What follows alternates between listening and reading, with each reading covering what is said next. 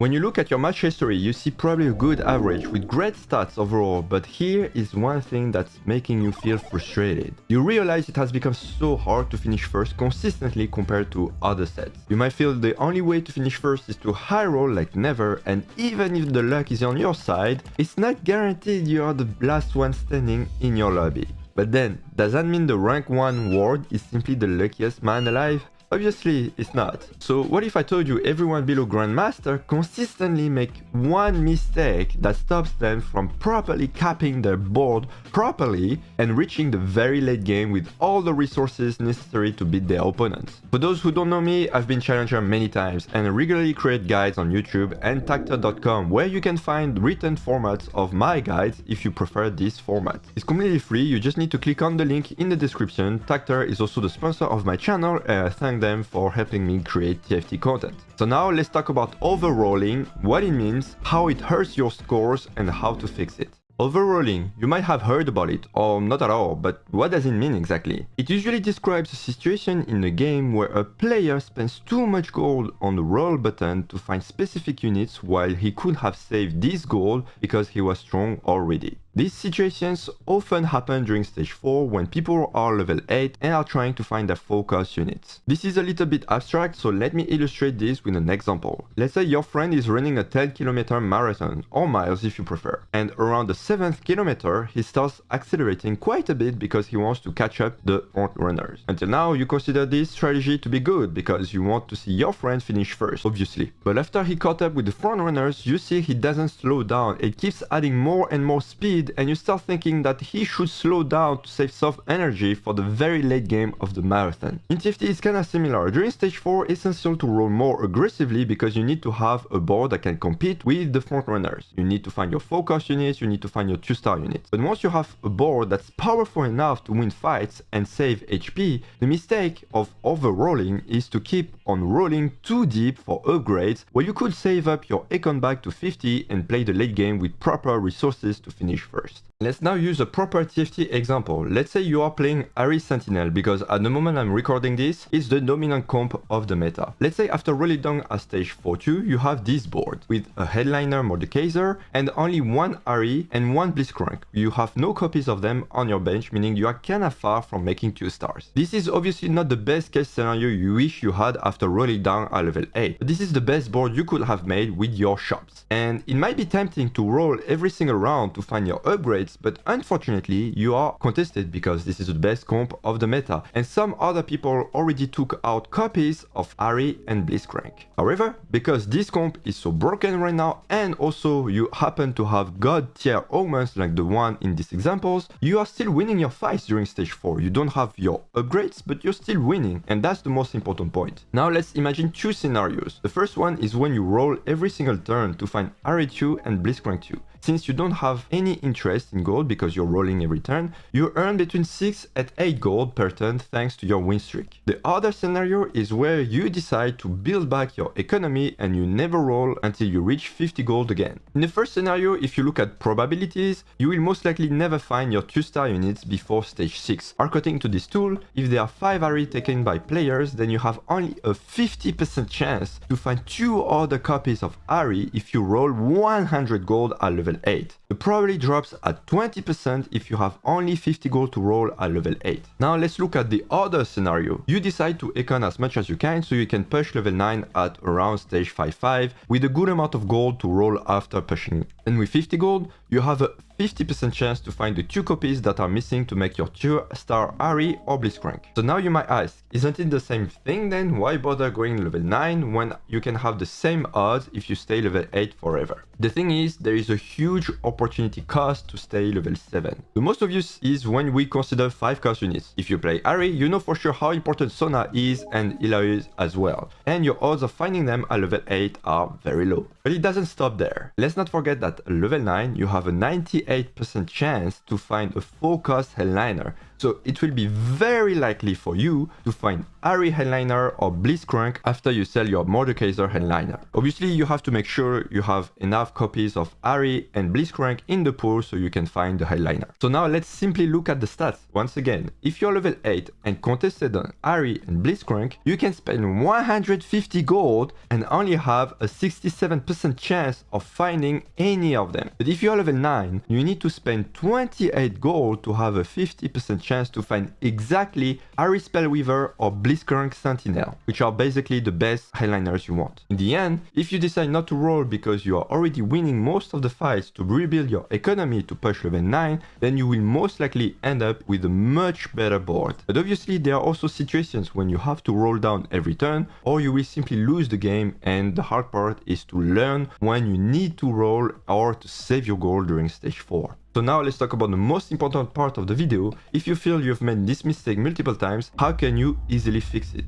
There are multiple reasons as to why players tend to overroll, especially during stage 4 after they push level 8, and most of them are simply due to psychological reasons. The very first reason comes from not understanding the comps they are playing. Mostly beginners make this mistake because they think most comps are capped at level 8 with 4 cost units. This can be easily fixed by looking at guides from challenger players and learning the different transitions to make until the very late game. I also share weekly meta analysis in my private Discord, and you can have access if you decide to become a member of this channel. Another reason is purely psychological, and it's called the loss aversion. I don't want to transform this video into a psychological educational video, so to make it short, loss aversion is a cognitive bias that describes why, for individuals, the pain of losing is psychologically twice as powerful as the pleasure of gaining. Players play not to lose because of the fear of losing rather than playing to win. This is especially noticeable when players are in low health and close to making a bottom. When they see themselves ranked 8th with 30 HP, they go instantly into a fight or flight mode and spend all their resources every single turn to have a tiny chance to find an upgrade and finish maybe 6th instead of 8th. This is a little bit harder to fix, but here are the common guidelines you want to apply if you are concerned. First of all, there are not many reasons to roll at level 8 if you are already winning your fights. Most of the time, you should not roll as long as you win. If you still want to roll, then ask yourself why you should waste your gold if you have won fights already.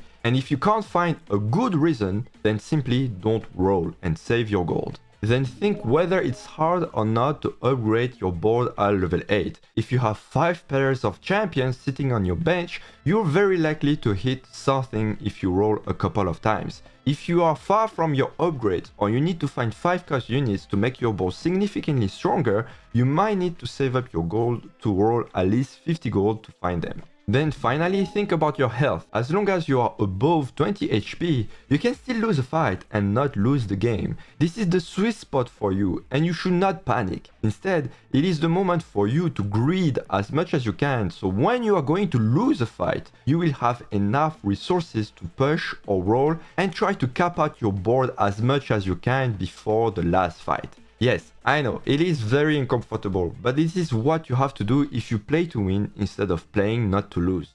So to illustrate this and show you a concrete example, I wanted to show one of my games where I actually play Ari Sentinel, and I wanted to show you a game where it was not necessarily easy to find the units, and also I didn't want to show you a game where I finished first because I think that on YouTube there are too many games of people finishing first, but almost no one is showing you games where it's actually hard to grab that top 4 and finishing with something positive, right? So this is what I wanted to show with this example. So you can see from this setup, I'm level 7, I have a good amount of gold, and I'm okay in terms of life. I have a lot of great items. I'm scouting just to make sure like if people are playing Ari or not. And that's it. My game plan is Ari Sentinel. I have perfect items. I have a perfect augment almost.